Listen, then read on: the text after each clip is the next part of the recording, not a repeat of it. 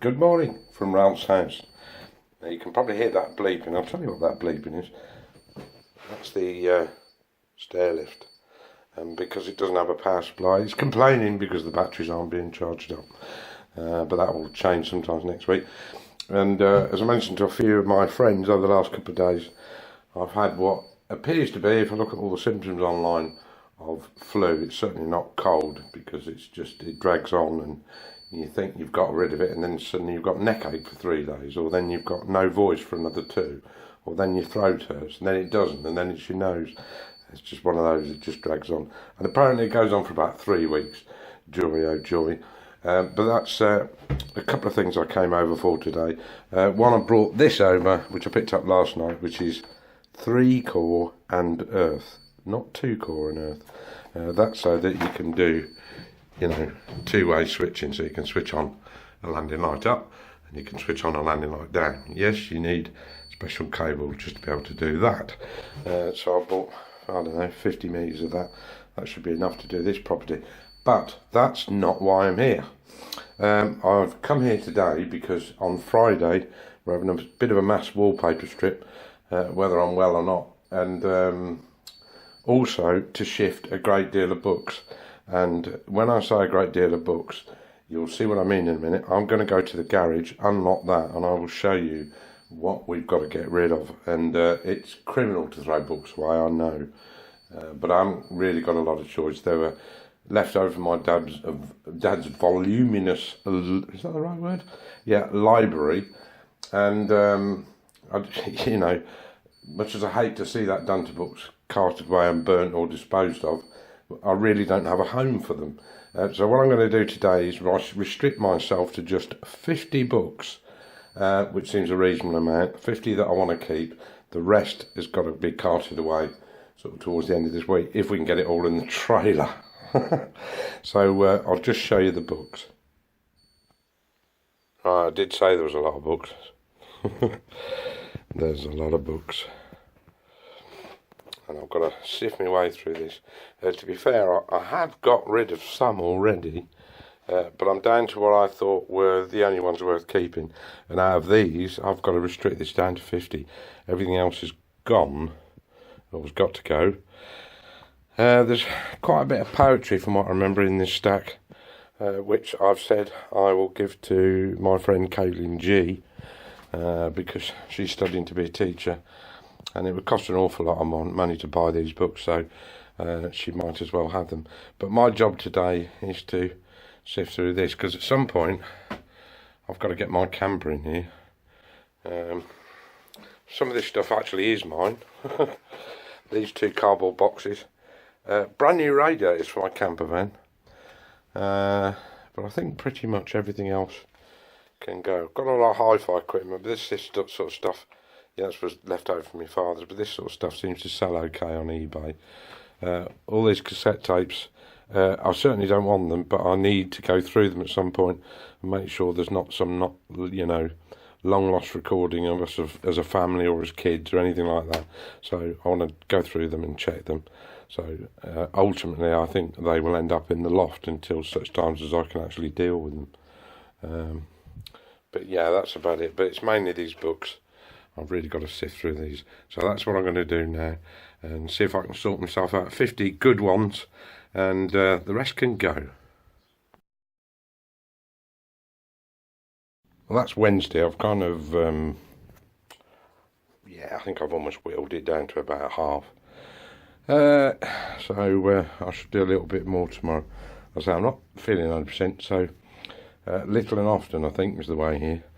Right, so, and indoors is this large double layer box of poetry by all the great ones, from what I can see. Tennyson, Coleridge, and some pretty obscure ones as well. You'd have to sort of read across the titles to get an idea, but there is a lot in here. Yeah, look, even Dorothy Parker. Don't ask. Yeah, and I think I've put in, fairly sure I would have done, because I found 2 copies of it.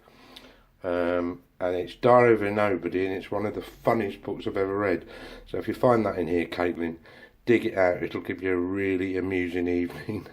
Yeah, it's a great book. I'm terrible on authors, but Jerome K. Jerome, I remember his. But Diary of a Nobody, no, his name, the author escapes me. But what a wonderful, wonderful book that is. And in here is the accumulative, what I'd call the rubbish pile. And I said I'd kind of restrict myself to 50 books. Well, I've got a little pile here, and I may yet whittle that down so I'll have even less. But the ones that I thought I might be interested in, and then that gives me sort of Thursday to whittle that down to almost nothing. Yeah, books are lovely things, but gosh, don't they take up space. And as my sister rightfully said, the second-hand book market, it's pretty cheap for books these days. Second-hand books, unless there's something really obscure. And I don't know of anything particularly obscure in here. They might be old, but it doesn't necessarily mean they're worth anything. So yeah, I'm down to that. And these are all going in the rubbish pile, which should double by tomorrow, and that'll be ready for Steve if he is very willing to take them away for me. He did say he would, but that would just get rid of some of the dead weight. And this is kind of an opportunity, I guess, to tell you a story about my late father, who I said was inclined to be a difficult man, put it like that. My mother described him once as a man at a cocktail party that didn't know where to put his glass, and I think that's a good description of him, really. But anyway, he did national service, in the 1950s. I'm guessing it would have been mid-1950s, or even early to mid-1950s, and he did his national service. And there were many tales of my dad in the RAF, because he was stationed at Honley. Was it Honley? I don't know. Yeah. Anyway, he was stationed there, and I know for a while he was in charge of the stores. So they were looking through the order book of things they could order for the base. Thought, oh. And one of them says, "Well, it'd be really good if we could have a television set." And my dad said, "Yeah, that'd be all right." He said, "But we'll need an aerial for that." So anyway, they looked through the catalogue.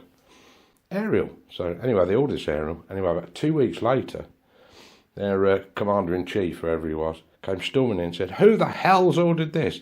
Anyway, they came outside, looked outside, and there was a low loader, sort of 2 trailers long, with this huge mast on it.